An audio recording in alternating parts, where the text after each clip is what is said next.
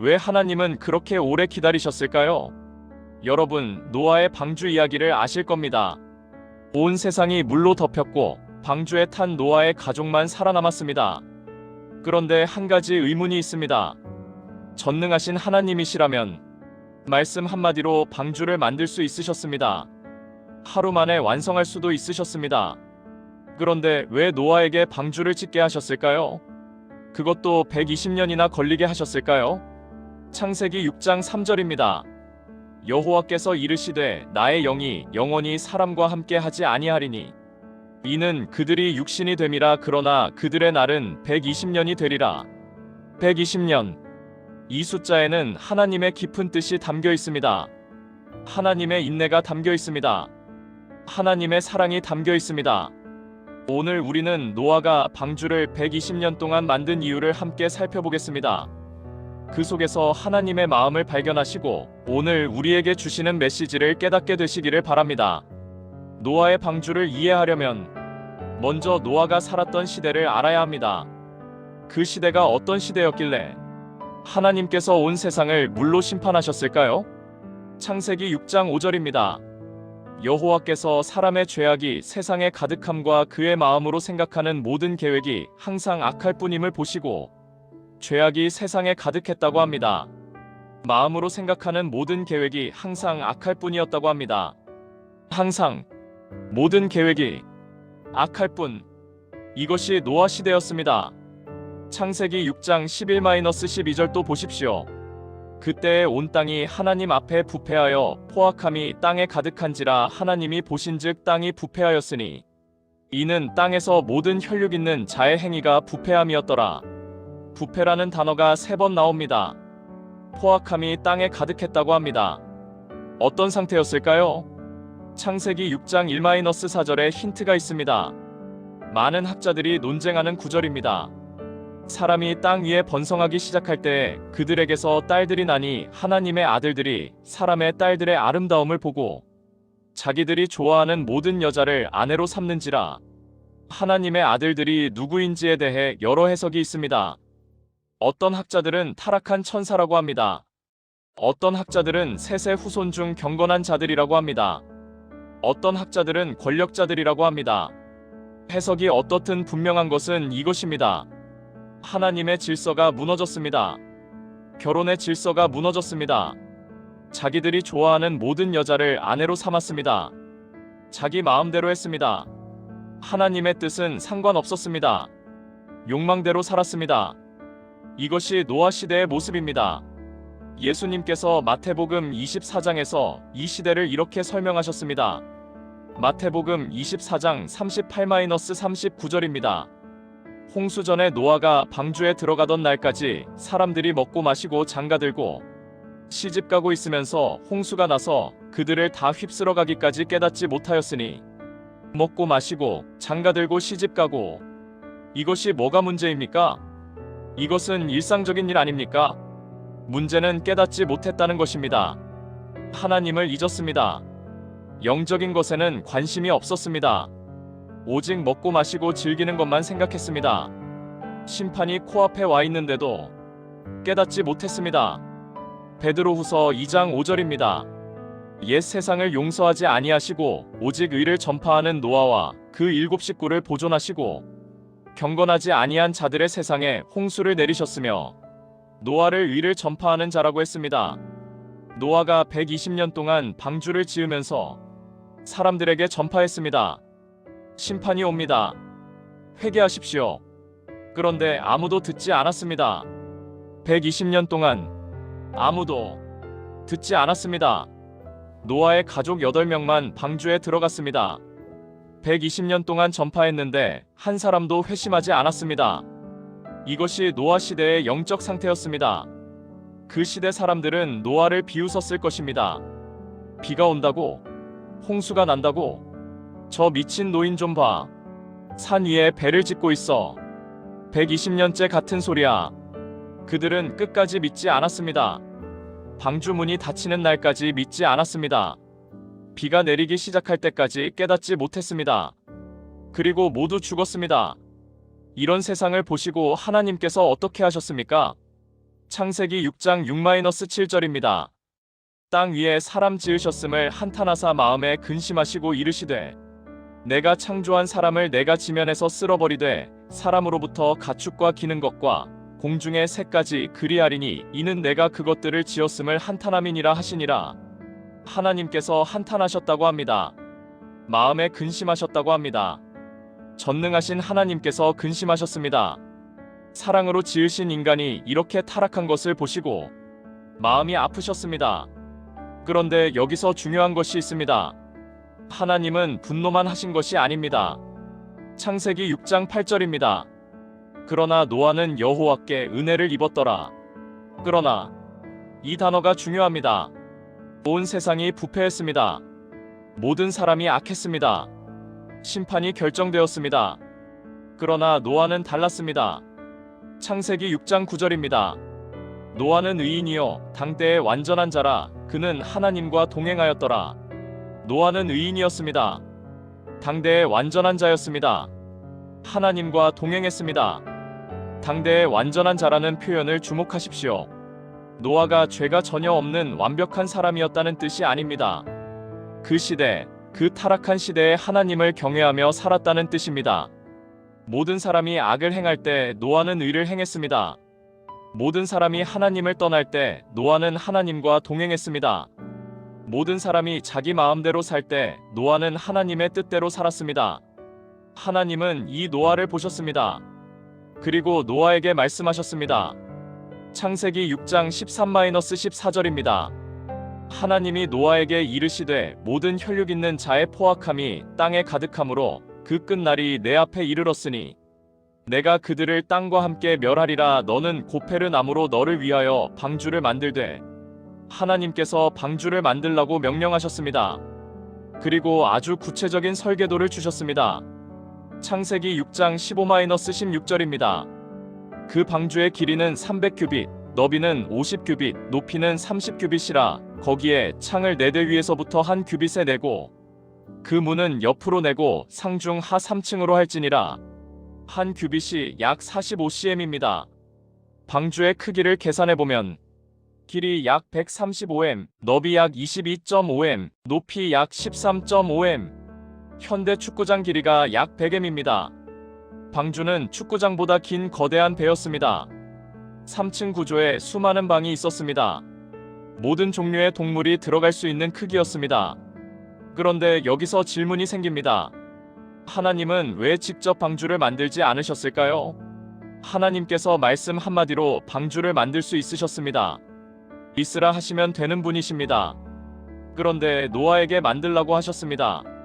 그것도 120년이나 걸리게 하셨습니다. 왜 그러셨을까요? 노아가 방주를 짓는 동안 무슨 일이 있었을까요? 성경에 자세히 기록되어 있지 않지만 상상해 볼 수 있습니다. 처음에는 사람들이 궁금해했을 것입니다.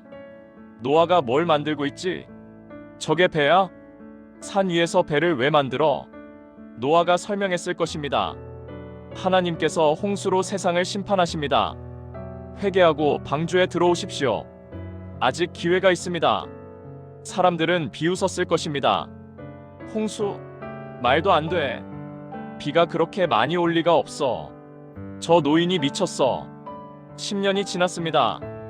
노아는 여전히 방주를 짓고 있습니다. 사람들은 여전히 비웃고 있습니다. 50년이 지났습니다. 노아는 여전히 방주를 짓고 있습니다. 사람들은 이제 관심도 없습니다. 아직도 저러고 있네. 100년이 지났습니다. 노아는 여전히 방주를 짓고 있습니다. 이제 노아를 처음 비웃던 사람들은 다 죽었습니다. 그들의 자녀들이 또 비웃습니다. 리텐션 후크 마이너스 50분. 120년 동안 단 한 사람도 회개하지 않았습니다. 노아의 전도는 실패한 것일까요? 하나님의 기다림은 헛된 것이었을까요? 아닙니다. 하나님은 모든 기회를 주셨습니다. 들을 수 있는 모든 기회를 주셨습니다. 돌이킬 수 있는 모든 시간을 주셨습니다. 사람들이 듣지 않은 것입니다. 사람들이 돌이키지 않은 것입니다. 사람들이 거부한 것입니다. 하나님의 심판은 정당합니다. 하나님은 충분히 기다리셨습니다. 충분히 기회를 주셨습니다. 그런데 오늘 우리는 어떻습니까? 하나님은 지금도 기다리고 계십니다. 예수님이 오신 지 2000년이 지났습니다. 아직 재림하지 않으셨습니다. 왜요? 베드로후서 3장 9절의 말씀 그대로입니다. 아무도 멸망하지 아니하고 다 회개하기에 이르기를 원하시느니라. 하나님은 지금도 기다리고 계십니다. 한 사람이라도 더 구원받기를 기다리고 계십니다. 노아 때처럼 사람들은 말합니다. 예수님이 언제 오셔? 2000년이 지났는데 아직이야? 안 오시는 거 아니야? 베드로후서 3장 3-4절입니다.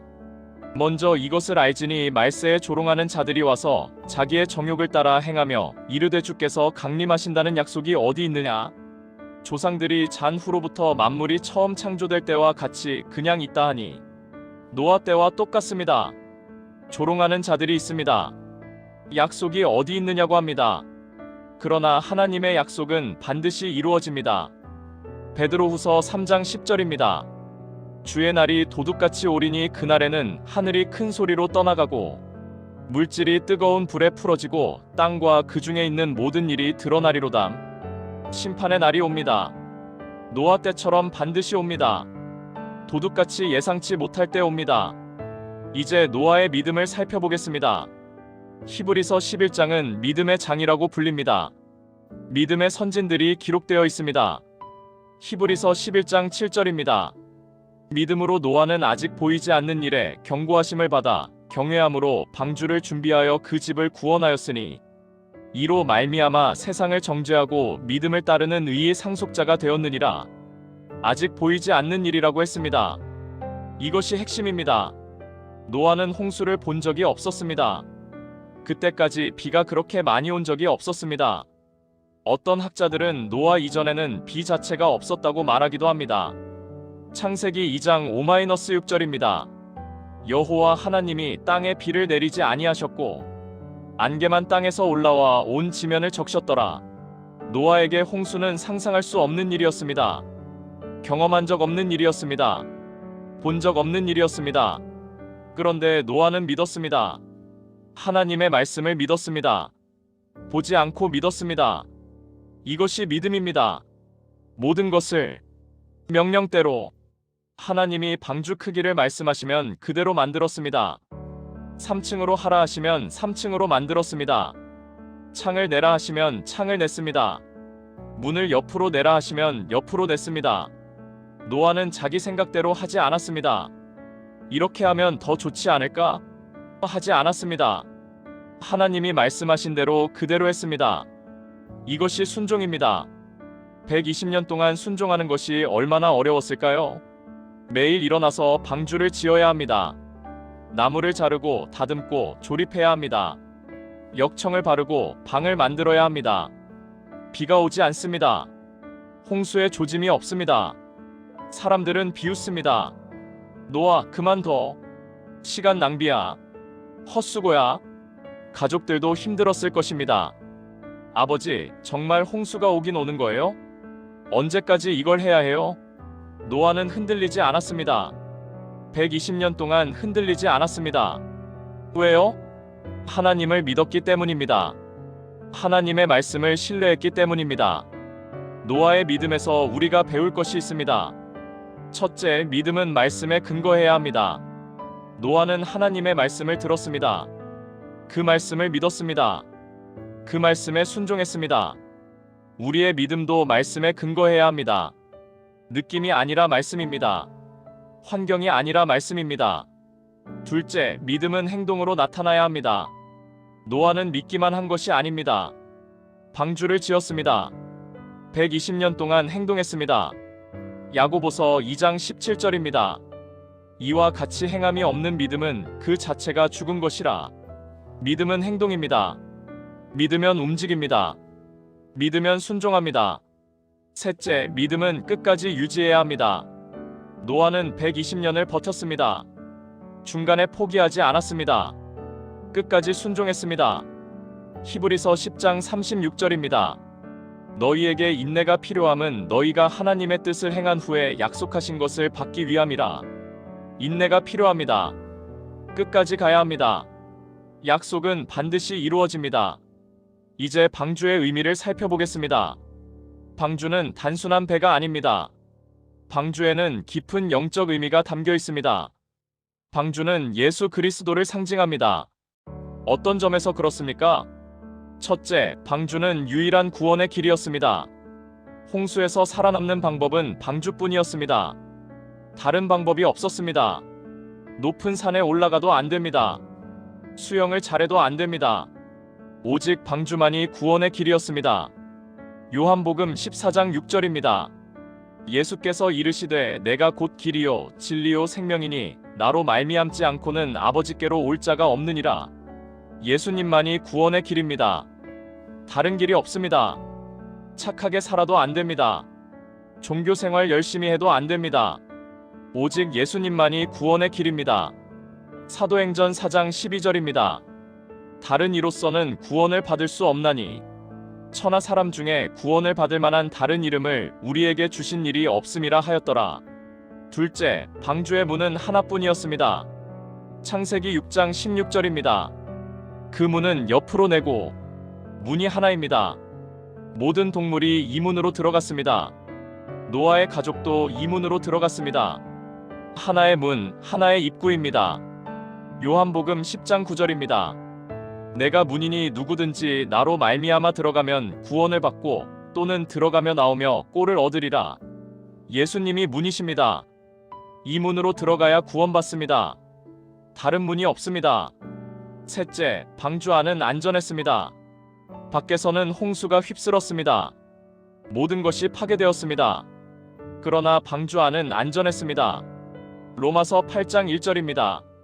그러므로 이제 그리스도 예수 안에 있는 자에게는 결코 정죄함이 없나니 그리스도 안에 있으면 정죄가 없습니다. 심판이 없습니다. 안전합니다. 넷째, 방주의 문은 하나님이 닫으셨습니다. 창세기 7장 16절입니다. 들어간 것들은 모든 것의 암수라 하나님이 그에게 명하신 대로 들어가매 여호와께서 그를 닫아 넣으시니라. 여호와께서 그를 닫아 넣으시니라. 노아가 문을 닫은 것이 아닙니다. 하나님께서 닫으셨습니다. 문이 닫히자 더 이상 들어갈 수 없었습니다. 비가 내리기 시작하고 후회해도 늦었습니다. 문을 두드려도 열리지 않았습니다. 기회는 영원하지 않습니다. 은혜의 문은 언젠가 닫힙니다. 히브리서 3장 15절입니다. 오늘 너희가 그의 음성을 듣거든 노여움을 일으켰을 때와 같이 너희 마음을 완고하게 하지 말라. 오늘입니다. 내일이 아닙니다. 오늘 들어야 합니다. 오늘 결단해야 합니다. 방주에서 구원받은 사람은 몇 명입니까? 창세기 7장 13절입니다. 그날에 노아와 그의 아들 셈, 함, 야벳과 노아의 아내와 그의 세 며느리가 다 방주로 들어갔고 8명입니다. 노아와 그의 아내, 세 아들과 세 며느리, 전 인류 중에 8명만 구원받았습니다. 베드로전서 3장 20절입니다. 그들은 전에 노아의 날 방주를 준비할 동안 하나님이 오래 참고 기다리실 때 복종하지 아니하던 자들이라. 방주에서 물로 말미암아 구원을 얻은 자가 몇 명뿐이니 겨우 8명이라. 겨우 8명. 120년 동안 전파했는데 겨우 8명이 구원받았습니다. 예수님도 이것을 말씀하셨습니다. 마태복음 7장 13-14절입니다. 좁은 문으로 들어가라. 멸망으로 인도하는 문은 크고 그 길이 넓어 그리로 들어가는 자가 많고 생명으로 인도하는 문은 좁고 길이 협착하여 찾는 자가 적음이라. 구원의 문은 좁습니다. 찾는 자가 적습니다. 들어가는 자가 적습니다. 그러나 문은 열려 있습니다. 지금은 열려 있습니다. 아직 은혜의 때입니다. 들어오십시오. 예수님께로 들어오십시오. 구원의 방주에 들어오십시오. 지금까지 노아의 방주 이야기를 살펴보았습니다. 이제 이 이야기가 오늘 우리에게 주는 교훈을 정리해 보겠습니다. 첫째, 하나님은 오래 참으시는 분입니다. 120년을 기다리셨습니다. 한 사람이라도 더 구원받기를 원하셨습니다. 지금도 하나님은 기다리고 계십니다. 예수님이 아직 오시지 않은 이유입니다. 혹시 당신이 아직 예수님을 영접하지 않았다면 지금이 기회입니다. 하나님이 당신을 기다리고 계십니다. 혹시 당신의 가족 중에 아직 믿지 않는 사람이 있다면 포기하지 마십시오. 하나님은 오래 참고 계십니다. 계속 기도하십시오. 계속 전도하십시오. 둘째, 심판은 반드시 옵니다. 노아 때 사람들은 믿지 않았습니다. 120년 동안 비가 오지 않았습니다. 홍수? 말도 안 돼. 그러나 홍수가 왔습니다. 심판이 왔습니다. 믿지 않았던 사람들이 모두 죽었습니다. 예수님의 재림도 반드시 옵니다. 마태복음 24장 37-39절입니다. 노아의 때와 같이 인자의 임함도 그러하리라. 홍수 전에 노아가 방주에 들어가던 날까지 사람들이 먹고 마시고 장가들고 시집가고 있으면서 홍수가 나서 그들을 다 휩쓸어 가기까지 깨닫지 못하였으니 인자의 임함도 이와 같으리라. 노아의 때처럼 사람들이 먹고 마시고 장가들고 시집가고 있을 때 갑자기 오십니다. 준비하고 있어야 합니다. 깨어 있어야 합니다. 셋째, 구원은 오직 예수님 안에만 있습니다. 방주가 유일한 구원의 길이었던 것처럼 예수님이 유일한 구원의 길입니다. 다른 종교 없습니다. 다른 방법 없습니다. 오직 예수님뿐입니다. 아직 예수님을 믿지 않으셨다면 오늘 영접하십시오. 이미 믿고 계시다면 이 복음을 전하십시오. 노아처럼 전파하십시오. 넷째, 믿음으로 끝까지 순종해야 합니다. 노아는 120년을 순종했습니다. 보이지 않는 것을 믿었습니다. 조롱을 당해도 흔들리지 않았습니다. 우리도 그래야 합니다. 환경이 어려워도 순종해야 합니다. 응답이 늦어져도 믿어야 합니다. 사람들이 비웃어도 흔들리지 말아야 합니다. 갈라디아서 6장 9절입니다. 우리가 선을 행하되 낙심하지 말지니 포기하지 아니하면 때가 이름에 거두리라. 포기하지 마십시오. 때가 되면 거둡니다.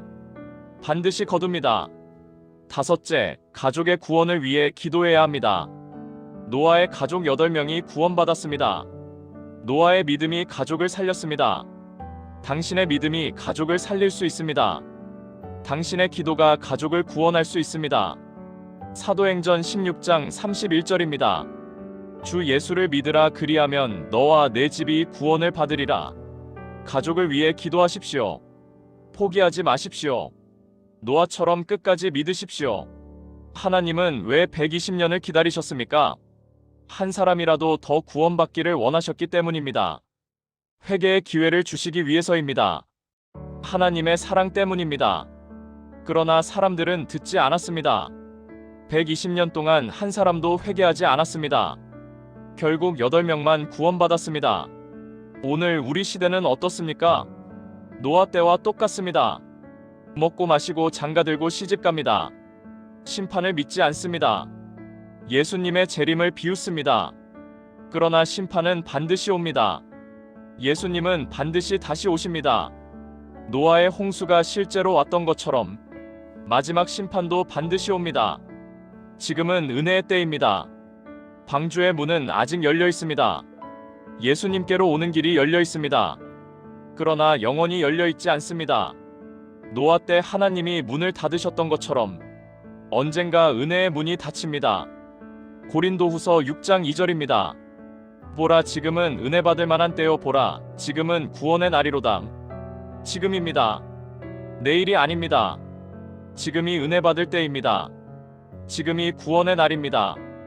예수님을 아직 믿지 않으셨다면 오늘 영접하십시오. 예수님을 믿고 계시지만 떠나 있다면 오늘 돌아오십시오. 가족 중에 믿지 않는 사람이 있다면 오늘부터 더 열심히 기도하십시오. 더 열심히 전도하십시오. 노아처럼 믿음으로 순종하십시오. 노아처럼 끝까지 포기하지 마십시오. 하나님은 오래 참고 계십니다. 당신을 기다리고 계십니다. 당신의 가족을 기다리고 계십니다. 방주의 문은 아직 열려 있습니다. 들어오십시오. 지금 들어오십시오. 예수님의 이름으로 축복합니다. 구독과 좋아요 꼭 눌러주세요. 감사합니다.